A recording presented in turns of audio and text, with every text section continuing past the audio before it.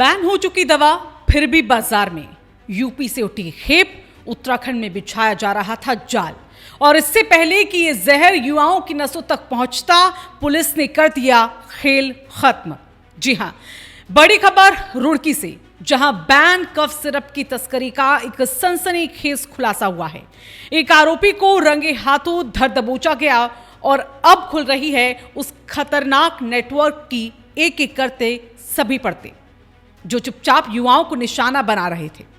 उत्तराखंड में नशे के खिलाफ चल रही कार्रवाई के बीच रुड़की से एक ऐसा मामला, एक ऐसा वाकया सामने आया है जिसने सिस्टम की सतर्कता पर भी सवालों को खड़ा कर दिया है।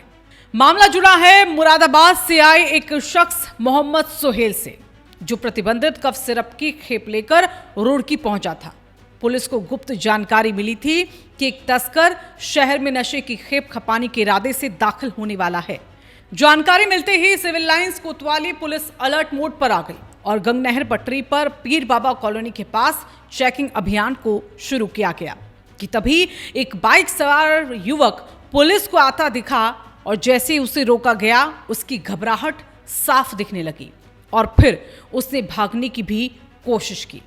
इस दौरान पुलिस ने पीछा किया और फिर कुछ ही देर में उसे रंगे हाथों धर दबोचा गया। जब पुलिस ने बैग की तलाशी ली तो अंदर जो मिला उसने पूरे मामले को सनसनीखेज बना दिया। 100 बोतल प्रतिबंधित कफ सिरप, एक बाइक जिसे मौके पर ही सीज कर दिया गया।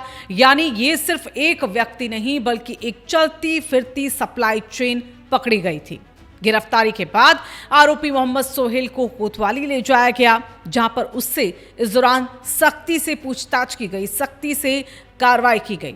और जो सामने आया वो ये बताता है कि ये जो खेप है वो किसी खास व्यक्ति को देने आया था और रुड़की में उसके स्थानीय संपर्क भी इसमें हो सकते हैं। साथ ही ये कफ सिरप उसने किस मेडिकल स्टोर से खरीदा, इसकी भी जांच अब जारी है। फिलहाल अब पुलिस इस पूरे नेटवर्क को खंगालने में जुटी हुई है ताकि ये पता लगाया जा सके कि आखिर इस नशे की जड़ कहां तक फैली हुई है। दरअसल हाल ही में देश भर में कुछ कफ सिरप को लेकर बड़ा विवाद हुआ था। कई सिरप जो है उसमें पाए गए खतरनाक तत्व, युवाओं में इसका जो नशा है उसके रूप में इस्तेमाल होने लगा। कुछ मामलों में मौत तक की खबरें भी सामने आई। इसके बाद सरकार ने कई कफ सिरप पर बैन भी लगाया। लेकिन अब सवाल ये उठता है कि जब बैन लग चुका है तो फिर ये खेप बाजार तक आखिरकार पहुंच कैसे रही है। वहीं इस पूरे मामले में सबसे बड़ा खुलासा यह है कि यूपी से लाई गई खेप को उत्तराखंड में खपाने की तैयारी थी, यानी सीमावर्ती इलाकों को स्मगलिंग रूट बनाया जा रहा है।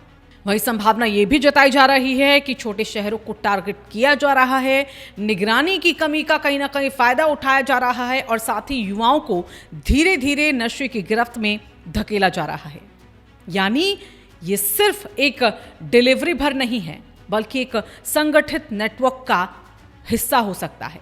अब इस मामले में पुलिस का कहना है कि आरोपी मोहम्मद सोहेल के खिलाफ मुकदमा दर्ज कर लिया गया है और अब उसके हर लिंक की जांच भी की जा रही है। रुड़की में उससे जुड़े हर व्यक्ति की पहचान की जा रही है ताकि इस नेटवर्क को अब जड़ से खत्म किया जा सके। लेकिन अब इस कार्रवाई के बाद कई और बड़े सवाल जो खड़े हो गए हैं कि बैन के बावजूद एक कफ सिरप बाजार में कैसे पहुंच रहा है, क्या मेडिकल स्टोर्स भी इस नेटवर्क में शामिल है और क्या उत्तराखंड को नशे का एक नया हब बनाने की कोशिश की जा रही है। और सबसे बड़ा सवाल, क्या मोहम्मद सोहेल सिर्फ एक कड़ी है या पूरे गिरोह का एक अहम हिस्सा। फिलहाल पुलिस ने एक बड़ी खेप को पकड़कर नशे के इस खेल पर ब्रेक जरूर लगाया, लेकिन असली जंग अब भी बाकी है, उस नेटवर्क के खिलाफ जो चुपचाप युवाओं का भविष्य बर्बाद कर रहा है।